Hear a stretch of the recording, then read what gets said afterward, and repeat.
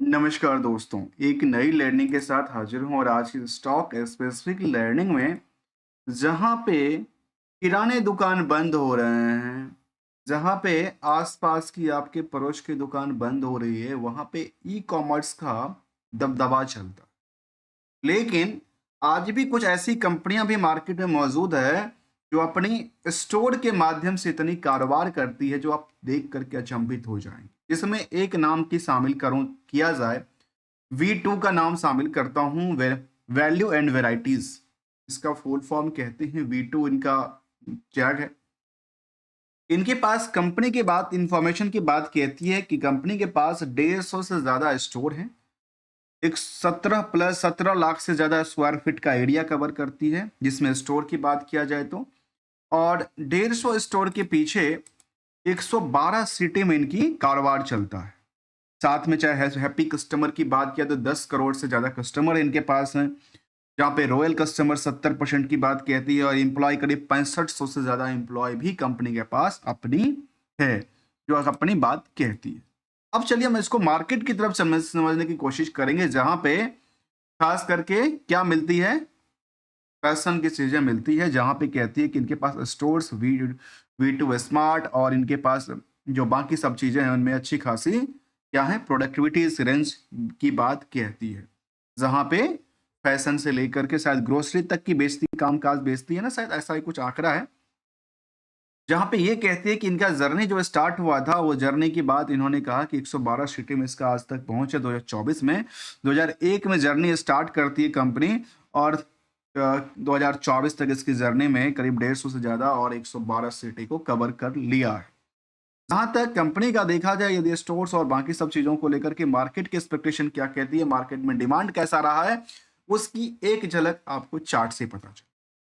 पिछले कुछ सालों की डेटाबेस के मुताबिक जो चार्ट क्रिएट करती है इनकी स्टॉक परफॉर्मेंस को लेकर के, जहां पे स्टॉक में निवेशकों का इंटरेस्ट जो जाहिर करता है, वो आज के टाइम में ये कह सकते हैं कि अपनी लाइफ टाइम हाई की तरफ मूव करती नजर आती है क्या।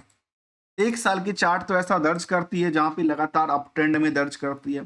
ओवरऑल हम कुछ पुराने चार्ट को और इंक्लूड करें तो भी कह सकते हैं कि कंपनी का जो प्राइस है आज के टाइम में वो लाइफ टाइम हुआ हाई के आसपास है और ब्रेकआउट करके निकली है, रिसेंटली की बात किया जाए, और अभी भी इस पे पोटेंशियल क्रिएट कर पाती है क्या। देखिए, इनकी फाइनेंशियल पोजीशन के मुताबिक की बात किया जाए तो ईयर ऑन ईयर बेसिस का जो ग्रोथ रेट है वो कोविड के बाद थोड़ा सा डाउन साइड हुआ था, लेकिन उसके बाद मार्केट ने दोबारा अपनी पिक पे आ गई और देखा गया करीब सेल्स में 38% से लेकर के टोटल नेट इनकम में 316% तक की वायो वाई के मुताबिक वृद्धि दर्ज करती है। इसके अलावा यदि क्यू आर क्यू के हिसाब से देखें जाए या यदि हम ओवरऑल पूरे के ट्रेंडिंग को देखें तो ट्रेंड में अप डाउन का ट्रेंड रहा है थोड़ा बहुत करके, लेकिन तब भी 24-64% की आसपास की ऊंचाइयों पे इन्होंने जगह क्रिएट किया। साथ में ये देखा गया करीब 64 से 66% की ओवरऑल वृद्धि दर्ज करती नेट इनकम सोर्स को। इसका यदि हम मार्केट की तरफ देखें तो मार्केट में इनका जो बुक वैल्यू है 83 रुपए का है, इंटरेस्टिंग वैल्यू 169 रुपए का है। आज के टाइम में मार्केट की इसकी डिमांड पता है कितना, 1628 रुपए की प्राइस है। और इंडस्ट्रियल की पी के मुताबिक जो है वो स्टॉक का पी नियर अबाउट सभी सेम है। ये नहीं कह सकते कि इस इंडस्ट्री की जो बाकी कंपनियां हैं वहां पे काफी रस है और यहाँ पे रस नहीं है। नियर अबाउट दोनों में सेम रस की बात है, लेकिन रस करते करते कहाँ पे पहुंची है, पिक पे पहुंची है। अब आती है जरा मार्केट को आरओई आरओसी की आंकड़ा देखे थे तो कह सकते हैं कि 10 से लेकर 10% के आसपास रही है। जो 3 करोड़ 46 लाख के नंबर ऑफ शेयर है जिसकी वजह से मार्केट क्या 5,600 करोड़ की बनती है, और कंपनी का प्रमोटर कंट्रोल करीब 50% से ज्यादा 54% के आसपास क्रिएट कर। प्राइस टू बुक वैल्यू करीब नियरली करीब 20 टाइम के मुताबिक कारोबार करती नजर आती है, जहां कंपनी में डेट ईपीएस की बात किया तो करीब 12 रुपए के आसपास कमाती है। कंपनी में डेट्स काफी ज्यादा है जो कि नंबर के हिसाब से दर्ज करती है, और इस तरह की कंपनी में रिस्क फैक्टर बहुत कम होता है। रिस्क फैक्टर क्या होता है, केवल और केवल इन्वेंटरीज होता है।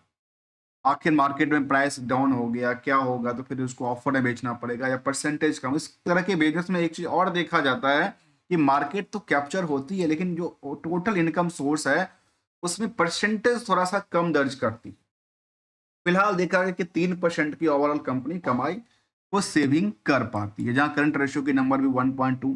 कंपनी में कोई 1 रुपए का आउटस्टैंडिंग की बात नहीं होती, जो होता है फ्रंट ऑन फ्रंट कस्टमर के साथ डीलिंग होता है, पेमेंट हैंड टू हैंड मिलती है। यदि क्रेडिट कार्ड से मिलता होगा तो शायद 1-2 दिन का डिले हो जाता होगा, कई बार डिक्लाइनिंग केस के मुताबिक देखा जाए तो।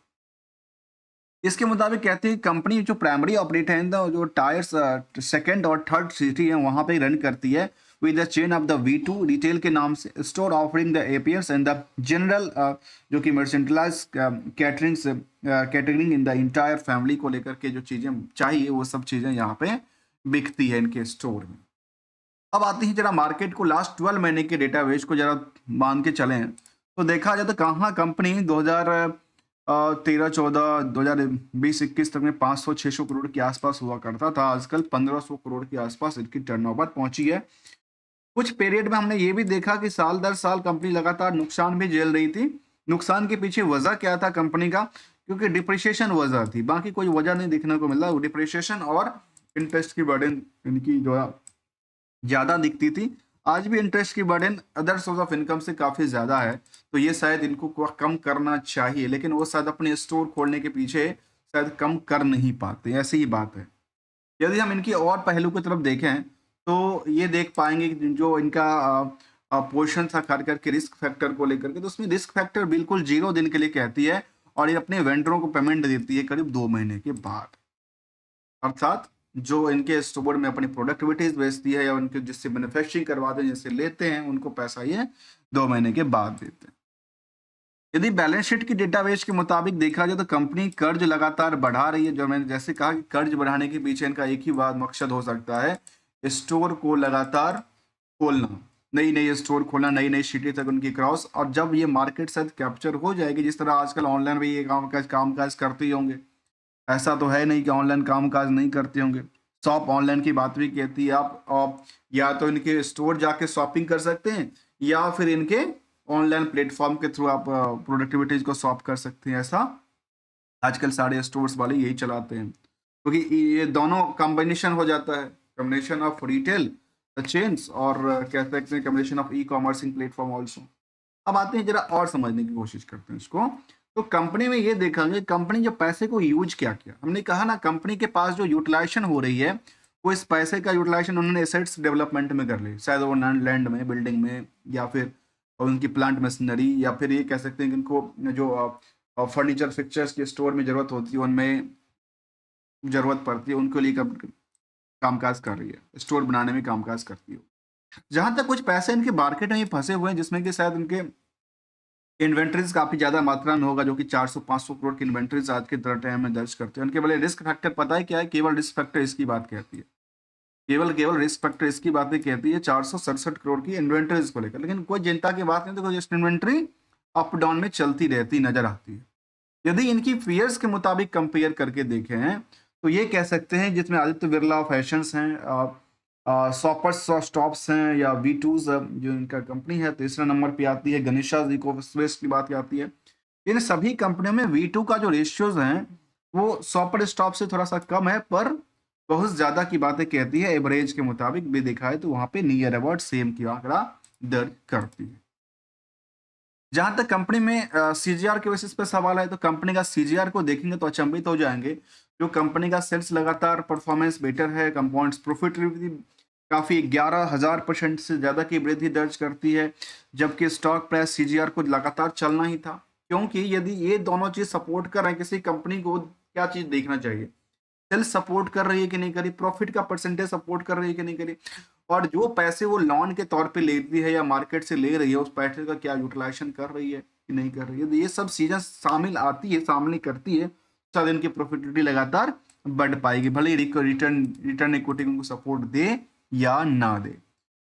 इसके अलावा यदि देखा जाए तो हम ये कह सकते हैं कि ओवरऑल 3% की सेविंग के पीछे इनका रिस्क फैक्टर नहीं है, लेकिन रिस्क फैक्टर क्या था, केवल स्टोर और इन्वेंटरीज को लेकर के बातें कि इनके इन कंपनियों में निवेशकों का इंटरेस्ट क्या जाहिर करता है वो जरा देखिए। देखिए कंपनी में जहां मार्केट कैप कितना 5,000 करोड़ के आसपास था और 1,500 करोड़ के आसपास अब आजकल ईयरली वो कंपनी सेल भी करती है, और अब इनके पास जो एसेट्स वैल्यूएशंस है वो भी करीब 600-700 करोड़ के आसपास की इनके पास फिक्स एसेट्स की बात कहती है।